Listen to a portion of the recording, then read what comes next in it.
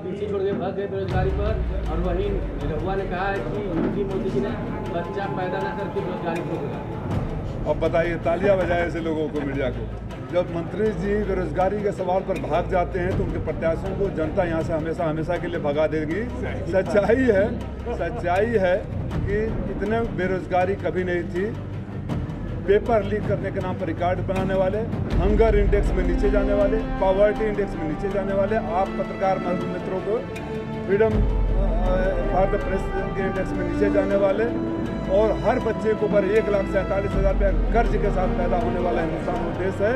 किसी सवाल से भागेंगे। मैं फिर आपके माध्यम से चुनौती देता हूँ, सिर्फ बेरोजगारी क्यों, आओ ना मऊ में विकास की बात पर चुनौती देते हैं, आओ बहस करो किसी चट्टी चौराहे पे, आप अपनी बात कहिए। आपने जो अच्छा काम कहा क्या है कहिए, लेकिन मैं ये कह दूँ कि मेरे पहले, जैसे मोदी जी कहते हैं 70 साल में तो कुछ हुआ ही नहीं। 70 साल में मोदी जी बेचारे भूल जाते थे कि 6 साल उनके अटल बिहारी वाजपेयी भी थे। सर, इशारा AK शर्मा की तरफ है क्या आपका? मैं किसी व्यक्ति विशेष का नाम नहीं लेता हूँ। मैं सरकार के लोगों को कहता हूँ, भारतीय जनता पार्टी के लोगों को कहता हूँ कि जो भी कहता है कि हमने विकास किया है, उनसे मैं चुनौती देता हूँ।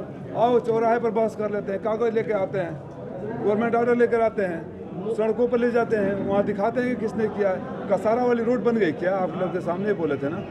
आपने वेब सीरीज मोदी की 24 गारंटी बता रहे हैं।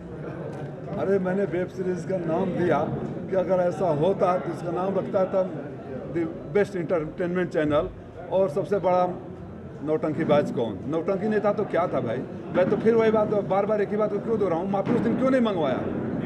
तो अब आज माफ़ी मांगिए कि उस दिन माफ़ी क्यों? पहले तो आप माफ़ी मांगिए कि जब ये गाली दे रहे थे तो हमने माफ़ी नहीं मंगवाया, ताली बजा रहे थे, तो आप माफ़ी मांग लीजिए फिर किसी और से। और इस तरह अपमानित करना, अब तो राजभर समाज ही उसका जवाब देगा।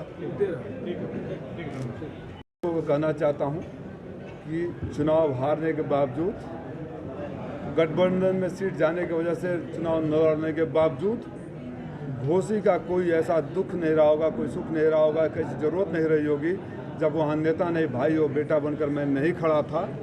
और जब किसी पद पर नहीं था तब जितने सारे काम करवा दिए, उन कामों की लंबी फहरिस्त भी मैं मीडिया को जल्दी जारी करने वाला हूँ 2-3 दिन के अंदर। अगर बिना पद पर रहते उतने काम करा सकता हूँ, आपके हर दुख सुख में रह सकता हूँ।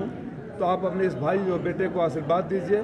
जो लोग कल्पनाथ राय के नाम लेकर राजनीति करते हैं, मैं उनको दिखाऊंगा कि कल्पनाथ राय के नक्शे कदम पर कैसे चला जाता है। किधर इशारा है आपका?